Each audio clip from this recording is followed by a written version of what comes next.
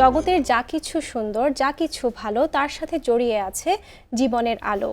মানে আমরা যখন নিজেদের এবং চারপাশের সকলের জন্য ভালো কিছু করতে পারি, তখন অনায়াসেই পরিবার, পরিবেশ, সমাজ, সংসার আর রাষ্ট্র ভালো হয়ে ওঠে। অন্যদিকে আমরা নিজেরা যখন নিজের এবং চারপাশে অন্যদের মঙ্গলের কথা ভুলে যাই, অবলীলায় ক্ষতির কারণ হয়ে উঠি নিজের ও পরিবেশের, তখন সেটি অবশ্যই সবার জন্য অকল্যাণকর হয়। প্রিয় দর্শক, আরও একটি নতুন সপ্তাহে আপনাদের স্বাগত চোখ, দৃষ্টিশক্তির সমস্যা ও সম্ভাব্য পরামর্শ নিয়ে RTVর আয়োজন ঢাকা আই কেয়ার হসপিটাল সুস্থ চোখ স্বচ্ছ দৃষ্টি অনুষ্ঠানে। দর্শক, আধুনিক বিশ্বের এক প্রাচীন প্রাণঘাতক যাকে আমরা আজও আদর করে লালন পালন করছি, তার নাম ধূমপান।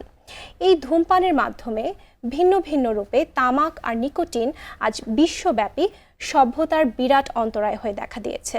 এই চরম আদরে লালন করা খারাপ অভ্যাসটি কেমন করে আমাদের চোখ এবং দেহের জটিল সব সমস্যার কারণ হয়ে ওঠে, তাই নিয়ে আজ আমরা আলোচনা করার চেষ্টা করব।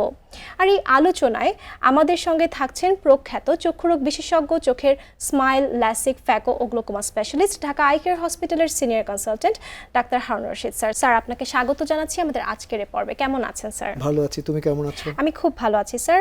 আজকে আমরা আলোচনা করব ধূমপানের কারণে চোখ এবং অন্যান্য স্বাস্থ্যের সমস্যা নিয়ে।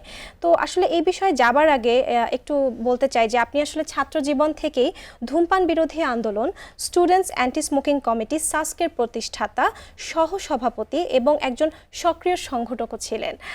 শুধু তাই নয়, একজন চিকিৎসক হিসেবে আপনার কাছ থেকে আসলে জানতে চাইবো যে ধূমপানের কারণে শরীরে কি কি ধরনের জটিলতার সৃষ্টি হয়? ধন্যবাদ তোমাকে।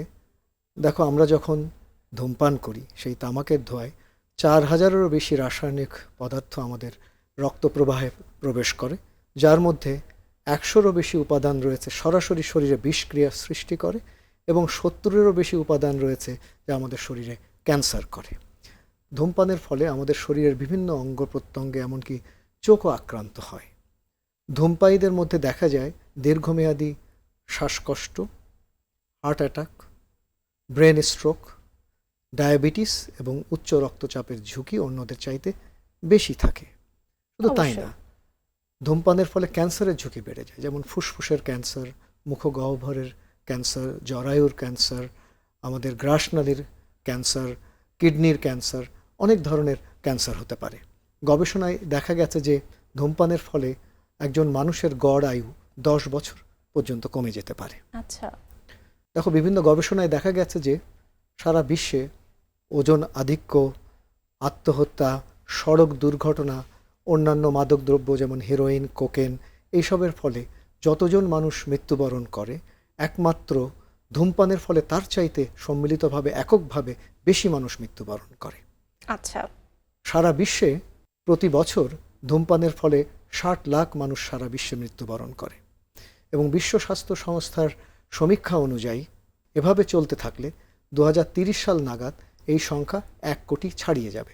আমাদের বাংলাদেশে প্রতি বছর 1 লাখ মানুষ ধূমপানের কারণে মৃত্যুবরণ করে। চল ছবি দিয়ে আমরা দর্শকদের বুঝিয়ে দেই যে সিগারেটের মধ্যে কী ধরনের উপাদান রয়েছে। ছবিতে লক্ষ্য করো, যেমন আর্সেনিক, সেটা একটা মারাত্মক পয়জন। নিকোটিন, তুমি জানো এটা একটা কীটনাশক। মিথেন, যেটা সিওয়ার গ্যাসে ব্যবহৃত হয়। অ্যামোনিয়া, সেটা একটা টয়লেট ক্লিনার। এছাড়া স্টিয়ারিক অ্যাসিড, যেটা ক্যান্ডেল ওয়াক্সে ব্যবহৃত হয়। Carbon monoxide, pollution. অর্থাৎ সিগারেটের মধ্যে এমন এমন খারাপ বিষাক্ত পদার্থ রয়েছে যেটা আমাদের শরীরের প্রায় প্রতিটি অঙ্গ প্রত্যঙ্গকেই ক্ষতি সাধন করে। আচ্ছা, তো আসলে ধূমপান ফুসফুসের কি কি ধরনের জটিলতা সৃষ্টি করে স্যার? আমি ছবি দিয়ে বুঝিয়ে দেই। দেখো, যারা ধূমপান করেন তাদের দীর্ঘমেয়াদী কাশি হয় ব্রঙ্কাইটিস থেকে এবং সেখান থেকে এমফাইসেমা হয় এবং এই ক্রনিক ব্রঙ্কাইটিস এবং এমফাইসেমাকে সম্মিলিতভাবে আমরা ক্রনিক অবস্ট্রাকটিভ পালমোনারি ডিজিজ বা সিওপিডি বলে থাকি। পরের ছবিতে আমরা দেখব যারা ধূমপান করেন তাদের ফুসফুসের ক্যান্সারের সম্ভাবনা অন্যদের চাইতে 25 গুণ বেশি। তো আপনি বলছিলেন যে ধূমপানের সাথে আসলে হার্ট অ্যাটাকের এবং ব্রেন স্ট্রোকের একটি সম্পর্ক আছে, এই সম্পর্কে একটু বিস্তারিত জানাবেন স্যার। তুমি জানো যে সিগারেটের মধ্যে নিকোটিন থাকে। যারা ধূমপান করেন এই নিকোটিনের প্রভাবে শরীরে অ্যাড্রিনালিন হরমোনের পরিমাণ বেড়ে যায় এবং এর ফলে আমাদের রক্তনালিকা সমূহ সরু হতে থাকে, রক্তনালিকার প্রাচীরে চর্বি জমতে থাকে এবং রক্ত প্রবাহ বাধাগ্রস্ত হয় এবং উচ্চ রক্তচাপের ঝুঁকি বেড়ে যায়। চলো আমরা ছবি দিয়ে দর্শকদেরকে বুঝিয়ে দিই। এবং এই উচ্চ রক্তচাপের ঝুঁকির সাথে সাথে হৃদরোগ বা হার্ট অ্যাটাকের ঝুঁকি বেড়ে যায়। গবেষণায় দেখা গেছে যে যারা ধূমপায়ী তাদের হার্ট অ্যাটাকের ঝুঁকি অন্যদের চাইতে 2 থেকে 4 গুণ বেশি। এর পরের ছবিতে আমরা দেখব এই উচ্চ রক্তচাপের ফলে আমাদের ব্রেন স্ট্রোক হতে পারে। ধূমপায়ীদের ব্রেন স্ট্রোকের সম্ভাবনা অন্যদের চাইতে 2 থেকে 4 গুণ বেশি। আচ্ছা স্যার, আপনি প্রথমেই বলেছিলেন যে ধূমপানের ফলে ফুসফুস ছাড়া অন্যান্য ক্যান্সারের জটিলতাও কিন্তু অনেকটা বেড়ে যায়। এই সম্পর্কে একটু ধারণা দেবেন আমাদের। দেখো, ধূমপান হচ্ছে সারা শরীরের সকল ক্যান্সারের জনক। ছবি দিয়ে বুঝিয়ে দেই। যেমন অনেক সময় যারা ধূমপান করেন তাদের পেপটিক আলসার ডিজিজ হয়, যেটাকে সাধারণ মানুষ বলে যে গ্যাস্ট্রিকের সমস্যা। এছাড়া ধূমপায়ীদের পাকস্থলীর ক্যান্সার, এমনকি গ্রাসনালীর ক্যান্সারেরও ঝুঁকি অনেক বেশি। এর পরের ছবিতে আমরা দেখব এছাড়া ধূমপায়ীদের কিডনি এবং মূত্রথলির ক্যান্সারেরও ঝুঁকি অন্যদের চাইতে অনেক বেশি। এর পরের ছবিতে আমরা দেখব যারা ধূমপান করেন তাদের দাঁত হলুদ বর্ণ ধারণ করে, এমনকি তাদের মুখগহ্বরে ক্যান্সার হতে পারে, জিহ্বারও ক্যান্সার হতে পারে। অনেক সময় লক্ষ্য করে থাকবে যে যারা ধূমপান করেন তাদের মুখ থেকে এক ধরনের দুর্গন্ধ বেরোয়, এমনকি তাদের চুলে এবং জামায় সেখানেও সিগারেটের দুর্গন্ধ থাকে। এটা অবশ্যই একটা পাবলিক নয়েসেন্সও বলা চলে। এটা একটা পাবলিক নয়েসেন্স। অবশ্যই। এর পরের ছবিতে আমরা দেখব রিঙ্কলস। যারা ধূমপান করেন তারা খুব দ্রুত বুড়িয়ে যায়, তাদের ত্বকে বলিরেখা দেখা যায়, তাদের ত্বকের সজীবতা হারিয়ে যায়, ত্বকের উজ্জ্বলতা হারিয়ে যায়। ধন্যবাদ স্যার। ধূমপান যেহেতু শরীরের বিভিন্ন অঙ্গকে এভাবে আক্রান্ত করে, তাহলে আপনার কাছে জানতে চাইবো যে আসলে চোখকে কিভাবে ধূমপান আক্রান্ত করে বা কি ধরনের জটিলতা সৃষ্টি হয়? দেখো, ধূমপান আমাদের চোখের বিভিন্ন অঙ্গ প্রত্যঙ্গকে আক্রান্ত করে। তার মধ্যে চোখের ছানি পড়া থেকে শুরু করে চোখের রেটিনার কেন্দ্রের ক্ষয় থেকে শুরু করে শুষ্ক চোখ, এবং অনেক সময় দেখা যায় যে থাইরয়েড জনিত চোখের সমস্যা। চলো আমরা একটা একটা করে আলাপ করব। অবশ্যই স্যার। আপনি বলছিলেন যে ধূমপানের কারণে আমাদের চোখে ছানি পড়ে, এই বিষয়টি সম্পর্কে এবং এর চিকিৎসা সম্পর্কে আপনার কাছে জানতে চাইবো। ছবি দিয়ে বুঝিয়ে দেই। ছানি বলতে আমরা সবসময় মনে করি চোখের পর্দা, সেটি নয়। চোখের ভেতরের স্বচ্ছ প্রাকৃতিক লেন্স যদি ঘোলা হয়ে যায় সেটিই ছানি। যারা ধূমপান করেন তাদের ছানি পড়ার সম্ভাবনা অন্যদের চাইতে 2 গুণ বেশি। এর পরের ছবিতে আমরা দেখব ছানির একমাত্র চিকিৎসা হচ্ছে ঘোলা ছানিটাকে অপসারণ করে চোখের ভেতরে একটা কৃত্রিম পরিষ্কার লেন্স বসিয়ে দেওয়া, এবং এর সর্বশেষ যে প্রযুক্তি তার নাম হচ্ছে ফ্যাকো সার্জারি। আচ্ছা স্যার, আপনি বলছিলেন ফ্যাকো সার্জারির কথা। এই ফ্যাকো সার্জারির যে সর্বশেষ সংযোজন সেটি সম্পর্কে আপনার কাছে জানতে চাইবো। আমি ছবি দিয়ে বুঝিয়ে দিই। সর্বশেষ যে সংযোজন তার মধ্যে একটি হচ্ছে centurion vision system with Ozil টর্শনাল technology, আরেকটি হচ্ছে হোয়াইট স্টার আইস সিগনেচার এলিপস টেকনোলজি। এর পরের ছবিতে আমরা দেখব লোমেরা 700 মাইক্রোস্কোপ। তুমি জানো যে চোখটা এমনিই ছোট, চোখটাকে ভেতরের অংশগুলোকে ক্ষুদ্রাতি ক্ষুদ্রভাবে পরিষ্কারভাবে দেখতে গেলে আমরা সবচেয়ে লেটেস্ট প্রযুক্তির মাইক্রোস্কোপ ব্যবহার করছি, এর সাথে ক্যালিস্টো আই ডিজিটাল মার্কারলেস সলিউশনের। পরের ছবিতে আমরা দেখব আইওয়েল মাস্টার 700। চোখের ভেতরে যে লেন্স বসাবার কথা বললাম, এর পাওয়ারটা সুনিপুণভাবে নির্ণয় করবার জন্য এই যন্ত্র ব্যবহার করা হয়। এর পরের ছবিতে আমরা দেখব এই যে IOL master 700, Callisto eye digital markerless solution এবং লোমেরা 700 মাইক্রোস্কোপ, একটি যন্ত্র থেকে আরেকটি যন্ত্রে forum eye care data management সফটওয়্যারের মাধ্যমে তথ্য নির্বিঘ্নে আদান প্রদান করা হয়, ফলে চোখের ফ্যাকো সার্জারি একেবারে নিখুঁত এবং নির্ভুল হয়। এটি হচ্ছে ফ্যাকো সার্জারির সর্বশেষ সংযোজন। ধন্যবাদ স্যার। আপনি বলছিলেন যে ফ্যাকো সার্জারিতে একটি লেন্স ব্যবহার করা হয়, তো আসলে কি ধরনের লেন্স আছে? চলো ছবি দিয়ে বুঝিয়ে দিই। অনেক ধরনের লেন্স রয়েছে, মোনোফোকাল, টরিক এবং প্রেসবায়োপিক লেন্স। বাম দিকের ছবিতে লক্ষ্য করো, মোনোফোকাল লেন্সে একটি পাওয়ার থাকে, দূরে দেখতে গেলে চশমা লাগে না, কিন্তু কাছে পড়তে গেলে চশমা লাগে। টরিক লেন্সে সিলিন্ডার পাওয়ার থাকে, অনেকের কর্নিয়াতে অ্যাস্টিগম্যাটিজম থাকে, তাদের জন্য এই লেন্সটি উপযুক্ত। প্রেসবায়োপিক লেন্স হচ্ছে যারা কাছে পড়তে চায় তাদের জন্য। এর পরের ছবিতে আমরা দেখব এই প্রেসবায়োপিক লেন্সের মধ্যেও কিছু লেন্স রয়েছে বাইফোকাল, অর্থাৎ দুটো পাওয়ার, দূরে এবং কাছে, কাছে পড়তে গেলে চশমা লাগে না। এবং ইডফ লেন্স যারা কম্পিউটারে কাজ করে, দূরে এবং কম্পিউটার দূরত্বে ভালো দেখতে পায়। আরেকটা হলো ট্রাইফোকাল লেন্স, এখানে 3টা পাওয়ার থাকে, দূরে, মাঝে, কাছে, অর্থাৎ যারা দূরে এবং কম্পিউটারে এবং কাছে পড়ছে তাদের জন্য ট্রাইফোকাল লেন্সটি সবচেয়ে ভালো। এর পরের ছবিতে আমরা দেখব অনেকের কর্নিয়াতে যে সিলিন্ডার পাওয়ার থাকে তাদের ক্ষেত্রে টরিক প্রেসবায়োপিক লেন্স দিলে তাদের কোনো দূরত্বেই চশমা লাগে না। ধন্যবাদ স্যার। আপনার কাছ থেকে শুনছিলাম ধূমপান এবং আমাদের চোখ এবং বিভিন্ন শরীরের অসুখ সম্পর্কে।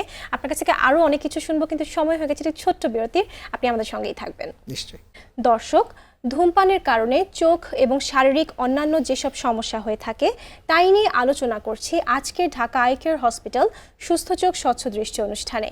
বিজ্ঞ আলোচক হিসেবে সঙ্গে রয়েছেন বহুল পরিচিত বিজ্ঞ চক্ষু চিকিৎসক, ঢাকা আই কেয়ার হসপিটালের সিনিয়র কনসালটেন্ট, চোখের স্মাইল, ল্যাসিক, ফ্যাকো ও glaucoma specialist doctor Harun Rashid sir. আলোচনায় ফিরছি সংক্ষিপ্ত সময়ের বিরতি শেষে, সঙ্গেই থাকবেন।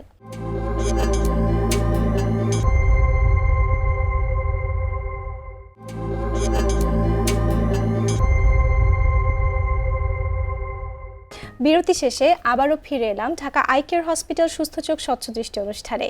ধূমপানের কারণে চোখ এবং শারীরিক অন্যান্য সমস্যা নিয়ে আজকের প্রাসঙ্গিক আলোচনায় সঙ্গে রয়েছেন বিশিষ্ট চক্ষুরোগ বিশেষজ্ঞ, ঢাকা আই কেয়ার হসপিটালের সিনিয়র কনসালটেন্ট, চোখের স্মাইল, ল্যাসিক, ফ্যাকো ও glaucoma specialist doctor Harun Rashid sir. ফিরছি আলাপে। স্যার, বিরতিতে যাবার আগে আপনি বলছিলেন যে ধূমপান আমাদের রেটিনার যে কেন্দ্রবিন্দু অর্থাৎ ম্যাকুলা সেটিকে ক্ষয় করে দেয়। এই রোগ সম্পর্কে এবং এই রোগের উপসর্গ সম্পর্কে আপনার কাছে একটু জানতে চাইবো। চল ছবি দিয়ে বুঝিয়ে দেয়। এটি একটি স্বাভাবিক রেটিনা। গবেষণায় দেখা গেছে যারা ধূমপান করেন তাদের রেটিনার ক্ষয়ের সম্ভাবনা অন্যদের চাইতে 4 গুণ বেশি। এর পরের ছবিতে দেখব সেই ক্ষয়টাকে আমরা বলি এএমডি। একটি হতে পারে শুষ্ক এএমডি আর একটি হলো ভেজা এএমডি। এবং বাম দিকে লক্ষ্য করো, ওয়েট এএমডিতে ভঙ্গুর রক্তনালিকা সমূহ থেকে রক্তক্ষরণ হয়েছে। পরের ছবিতে আমরা দেখব ফলে এই ধরনের রোগীদের কেন্দ্রের দৃষ্টি ব্যাহত হয়, যে কোনো দিকে তাকালে তার একটা কালো ছায়া দেখতে পায়। এর পরের ছবিতে আমরা দেখব এদেরকে আমরা অ্যামসলার চার্ট দিয়ে পরীক্ষা করি। বাম দিকে লক্ষ্য করো, সেখানে বর্গাকৃতির যে ঘরগুলো, বাহুগুলো স্বাভাবিক রয়েছে, সমান্তরাল রয়েছে, কিন্তু ডান দিকে লক্ষ্য করো সেই বাহুগুলো আঁকাবাঁকা হয়ে গেছে এবং কেন্দ্রে কালো ছায়া পরিলক্ষিত হচ্ছে। শুষ্ক এমডির ক্ষেত্রে আমরা প্রায়শই রোগীদেরকে সবুজ শাকসবজি খেতে বলি এবং ভিটামিন এ, সি, জিঙ্ক, লুটিন এবং জিয়াজ্যান্থিন সমৃদ্ধ যে ভিটামিন ক্যাপসুল রয়েছে সেগুলো খেতে বলি। এর পরের ছবিতে আমরা দেখব আর যাদের ওয়েট এএমডি রয়েছে তাদের আমরা চোখে ইনজেকশন অ্যান্টিভিজেভ যেমন লুসেন্টিস বা অ্যাভাস্টিন আমরা দিতে বলি। ধন্যবাদ স্যার। ধূমপানের সাথে ডায়াবেটিস রোগের কি সম্পর্ক এবং ডায়াবেটিস জনিত চোখের জটিলতা সম্পর্কে আমাদেরকে একটু ধারণা দেবেন? আমি ছবি দিয়ে দর্শকদেরকে বুঝিয়ে দেই। তুমি জানো যে ডায়াবেটিসের সাথে ইনসুলিন নামক হরমোনের একটা গভীর সম্পর্ক রয়েছে। অবশ্যই। ধূমপান এই ইনসুলিনের কার্যকারিতাকে কমিয়ে দেয়, ফলে ডায়াবেটিস বাড়তে থাকে এবং ডায়াবেটিসের কারণে চোখের রেটিনাতে রক্তক্ষরণ হয়, চর্বি জমে, আমিষ জমের। পরের ছবিতে আমরা দেখব রক্তক্ষরণ অতিমাত্রায় হলে সেটা ভিট্রিয়াস প্রকোষ্ঠে প্রবেশ করে, সেটাকে বলে ভিট্রিয়াস হেমোরেজ, এবং রেটিনা এক পর্যায়ে সামনে চলে আসে, যেটাকে আমরা বলি রেটিনাল ডিট্যাচমেন্ট। এর পরের ছবিতে আমরা দেখব প্রাথমিক পর্যায়ে আমরা এই ধরনের রোগীদের অ্যান্টিভিজেভ ইনজেকশন যেমন ইনজেকশন লুসেন্টিস এবং অ্যাভাস্টিন দিই। প্রয়োজনে আমরা লেজার রশ্মি প্রয়োগ করি। এর পরের ছবিতে আমরা দেখব রক্তক্ষরণ অতিমাত্রায় হলে অথবা রেটিনা ছিঁড়ে গেলে জোড়া লাগাবার জন্য আমরা রেটিনার অপারেশন করে থাকি।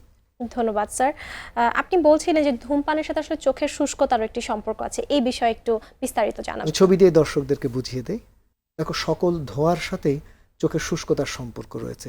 বিশেষ করে সিগারেটের ধোঁয়া আমাদের চোখটাকে শুষ্ক করে। তুমি জানো এখন আমরা সবাই ডিজিটাল ডিভাইস ব্যবহার করছি, ফলে চোখ আরও শুষ্ক হচ্ছে। এই ধরনের ক্ষেত্রে আমরা চোখে আর্টিফিশিয়াল টিয়ার বা কৃত্রিম চোখের অশ্রু যেগুলো ড্রপ হিসেবে বাজারে পাওয়া যায় সেগুলো আমরা দিতে পারি। আচ্ছা স্যার, আসলে ধূমপানের সাথে কিন্তু চোখের অপটিক স্নায়ু বা অপটিক নার্ভের একটি সম্পর্ক আছে, এই সম্পর্কে আমাদের একটু ধারণা দেবেন? ছবি দিয়ে বুঝিয়ে দিই। দেখো, আমাদের অপটিক স্নায়ুর মাধ্যমে চোখের সমস্ত তথ্য মস্তিষ্কে যায়, খুব গুরুত্বপূর্ণ একটি স্নায়ু। ধূমপান এই স্নায়ুকে আক্রান্ত করে, পরের ছবিতে দেখব, এবং চোখের অপটিক স্নায়ু শুকিয়ে যায়। এটাকে বলে টোবাকো অ্যাম্বলায়োপিয়া বা টক্সিক অপটিক নিউরোপ্যাথি, এবং এদের দৃষ্টি ক্ষীণ হয়ে যায় এবং এখান থেকে একজন মানুষ অন্ধ হয়ে যায়। স্যার, আপনি প্রথমেই বলছিলেন যে ধূমপানে আসলে থাইরয়েড গ্রন্থি আক্রান্ত হয় এবং তাদের চোখেরও সমস্যা হয়, এই বিষয়ে একটু বলবেন? চলো আমি ছবি দিয়ে বুঝিয়ে দেই। তুমি জানো এক ধরনের থাইরয়েড গ্ল্যান্ডের অসুখ রয়েছে যেটাকে বলে হাইপার থাইরয়েডিজম। সেখানে অনেক সময় লক্ষ্য করা যায় যে আমাদের আই বলটা চোখের সামনের দিকে চলে আসতে থাকে, যেটাকে আমরা বলি প্রপটোসিস। ধূমপায়ীদের এই ধরনের সমস্যায় ভোগার সম্ভাবনা অধূমপায়ীদের চাইতে প্রায় 5 থেকে 6 গুণ বেশি। আমরা জানি যে ধূমপানের সাথে আসলে চোখের প্রদাহ এবং গ্লোকোমা রোগ এই দুটির অনেক সম্পর্ক আছে, এই বিষয়ে একটু যদি বলতেন? আমি ছবি দিয়ে বুঝিয়ে দিই। দেখো, আমাদের চোখের এক ধরনের জটিল প্রদাহ রয়েছে যেটাকে আমরা ইভিআইটিস বলি। ধূমপায়ীদের এই ইভিআইটিস রোগে ভোগার সম্ভাবনা অন্যদের চাইতে প্রায় দ্বিগুণ। এছাড়া এই জটিল প্রদাহ থেকে চোখের ছানি পড়তে পারে, চোখের গ্লোকোমা রোগও হতে পারে। এর পরের ছবিতে আমরা দেখব গ্লোকোমা এমনই একটি চোখের অসুখ যে অসুখে চোখের অপটিক স্নায়ু ক্ষতিগ্রস্ত হয় এবং আমাদের দৃষ্টির পরিসীমা সংকুচিত হয়ে যায়। স্যার, আপনি বলছেন আসলে গ্লোকোমা রোগের কথা, তো গ্লোকোমাজনিত অন্ধত্ব থেকে আমরা কিভাবে পরিত্রাণ পেতে পারি? আমি ছবি দিয়ে বুঝিয়ে দিই। গ্লোকোমাজনিত অন্ধত্ব থেকে পরিত্রাণের জন্য আমাদের প্রথম যে জিনিস, দেখো, গ্লোকোমাজনিত অন্ধত্ব থেকে পরিত্রাণের জন্য আমাদের এই রোগটি প্রাথমিক পর্যায়ে শনাক্ত করাটাই হচ্ছে গুরুত্বপূর্ণ বিষয়, এবং সবচেয়ে প্রথম ধাপ হচ্ছে সঠিক উপায়ে চোখের চাপ পরিমাপ করা। এবং সবচেয়ে লেটেস্ট প্রযুক্তির কর্ভিসএসটি বায়োমেকানিক্যাল চোখের চাপ আমরা যে মাপছি একমাত্র আমাদের হাসপাতালে। এর পরের ছবিতে আমরা দেখব এছাড়া গ্লোকোমা আমাদের দৃষ্টির পরিসীমাকে আক্রান্ত করে, হামফ্রে ভিজুয়াল অ্যানালাইসিসের মাধ্যমে আমরা সেটা জানতে পারি। এর পরের ছবিতে আমরা দেখব গ্লোকোমা মূলত অপটিক স্নায়ুর অসুখ, সেটা বোঝবার জন্য আমরা ওসিটি বা এক ধরনের স্ক্যানিং করতে পারি। এর পরের ছবিতে আমরা দেখব এবং শনাক্ত হবার সাথে সাথে গ্লোকোমা চিকিৎসা শুরু করে, এবং চিকিৎসার মূল ভিত্তি হচ্ছে ঔষধের মাধ্যমে। চোখের ড্রপ দিয়ে আমরা চোখের চাপ কমিয়ে আনবার প্রয়াস পাই। কোনো কারণে সেটি সম্ভব না হলে আমরা লেজার রশ্মি প্রয়োগ করি। ড্রপ এবং লেজারের মাধ্যমে চোখের চাপ যদি না কমে আসে, সেক্ষেত্রে আমরা ট্রাবেকুলেক্টমি, এমনকি ড্রেনেজ ইমপ্ল্যান্ট অপারেশন আমরা করি। ধন্যবাদ স্যার। চলে আসি অন্য একটি বিষয়, সেটি হচ্ছে যে যারা গর্ভবতী মায়েরা আছেন তারা যারা ধূমপান করে তাদের শিশুদের কোনো সমস্যা হতে পারে কিনা? আমি ছবি দিয়ে বুঝিয়ে দিই। দেখো, ধূমপানের ফলে গর্ভস্রাব এবং ভ্রূণের অকাল মৃত্যুর সম্ভাবনা অনেক বেশি থাকে, এবং শিশুর ওজন কম হয়, এবং অপরিণতভাবে নবজাতকের জন্ম হতে পারে, এবং এর ফলে রেটিনাতে রেটিনোপ্যাথি অফ প্রিম্যাচিউরিটি এক ধরনের অসুখ হতে পারে, এবং চোখটা বেঁকে যেতে পারে, যেটাকে আমরা স্কুইন বলে থাকি। এছাড়া যারা স্তন্যদানকারী মা রয়েছেন, ধূমপানের ফলে শিশুর রক্তে নিকোটিন চলে যেতে পারে। এই নিকোটিন একটি শিশুর হৃদয়স্পন্দন বাড়িয়ে যায়, তার ঘুমের ব্যাঘাত করে, এবং শিশুর অনেক ক্ষতি করে। ধন্যবাদ স্যার। আমরা অনেক সময় মনে করি যে যিনি ধূমপান করছেন শুধু তিনি সমস্যার কারণ বা তারই সমস্যা হতে পারে, আশেপাশে অধূমপায়ী যারা আছেন পরোক্ষভাবে তাদের কি কি ধরনের সমস্যা হতে পারে, এই সম্পর্কে একটু আমাদের জানাবেন। এটাকে বলে প্যাসিভ স্মোকিং বা সেকেন্ড হ্যান্ড স্মোকিং। দেখো, আমাদের চারপাশে আমাদের বাবা মা রয়েছেন, সন্তানরা রয়েছেন, বন্ধুবান্ধব রয়েছেন। এই প্যাসিভ স্মোকিংয়ের কারণে তাদেরও হার্ট অ্যাটাক, ব্রেন স্ট্রোকের ঝুঁকি যেমন বেড়ে যায়, ক্যান্সারের ঝুঁকি যেমন বেড়ে যায়, চোখের ম্যাকুলার ডিজেনারেশন এবং চোখের ছানির ঝুঁকিও বেড়ে যায়। আর এ কারণে প্রকাশ্যে ধূমপান পরিহার করা উচিত। অবশ্যই। ধূমপানের ক্ষতিকর প্রভাব থেকে আসলে আমরা নিজেদের কিভাবে রক্ষা করতে পারি? আমি ছবি দিয়ে বুঝিয়ে দিই। প্রথমটি হচ্ছে যে ধূমপান পরিহার করা, অর্থাৎ কুইট স্মোকিং। এছাড়া প্রকাশ্যে ধূমপান পরিহার করা, সিগারেট এবং অন্যান্য তামাক জাতীয় দ্রব্যের উপরে কর এবং শুল্ক বৃদ্ধি করে মানুষদেরকে নিরুৎসাহিত করা ধূমপান এবং তামাক জাতীয় পণ্য সেবনের জন্য। পরের ছবিতে আমরা দেখব এছাড়া প্লেন প্যাকেজিং অ্যান্ড পিক্টোরাল ওয়ার্নিং, অর্থাৎ সিগারেট এবং তামাক জাতীয় পণ্যের যে মোড়কটাকে, এটাকে সাদামাটা করা, এবং এখানে সচিত্র সতর্কবাণী থাকা উচিত যে সিগারেট এবং তামাক জাতীয় দ্রব্য স্বাস্থ্যের জন্য ক্ষতিকর। এই বিষয়টি কিন্তু এই মোড়কে উল্লেখ থাকতে হবে, এবং এই বিষয়ে প্রচার মাধ্যমেরও একটা বিশেষ গুরুত্বপূর্ণ ভূমিকা রয়েছে। এবং এই ব্যাপারে আমি প্রথম থেকেই লক্ষ্য করে আসছি, RTV সবসময় অগ্রগামী। ধন্যবাদ স্যার। ধূমপান বিরোধী আজকে আমাদের এই পর্বে আপনি এত ব্যস্ততার মাঝে আমাদেরকে সময় দিয়েছেন এবং ধূমপানের কারণে চোখ এবং অন্যান্য সমস্যা আপনি আমাদের সাথে আলোচনা করেছেন, এই জন্য আপনাকে অনেক ধন্যবাদ। আপনার সুস্থতা কামনা করি। তোমাকেও ধন্যবাদ, RTVর সকল দর্শক এবং RTVকেও ধন্যবাদ। দর্শক, ব্যক্তি, সমাজ ও রাষ্ট্রের সুরক্ষায় সামাজিক সচেতনতার কোনো বিকল্পই নেই, কারণ আমাদের আজকের সচেতন কর্মকাণ্ডই পারে সুন্দর আগামী আর উজ্জ্বল ভবিষ্যৎ করে নিতে। আমাদের আজকের আলোচনার উদ্দেশ্যই ছিল সেই লক্ষ্যে নিজেদের সংযুক্ত করা, সম্পৃক্ত করা। আসুন নিজেদের আর নিজেদের আগামী প্রজন্মের স্বার্থেই আমরা ধূমপানমুক্ত, সুস্থ, সবল, সুন্দর পৃথিবী গড়ে তুলি। সবার জন্য সুস্থ, সতেজ, স্বস্তিময় জীবনের প্রত্যাশায় আজকের মতো এখানে বিদায় নেব। আপনার চোখ সুস্থ রাখুন, দৃষ্টি স্বচ্ছ রাখুন। সবার জন্য শুভকামনা।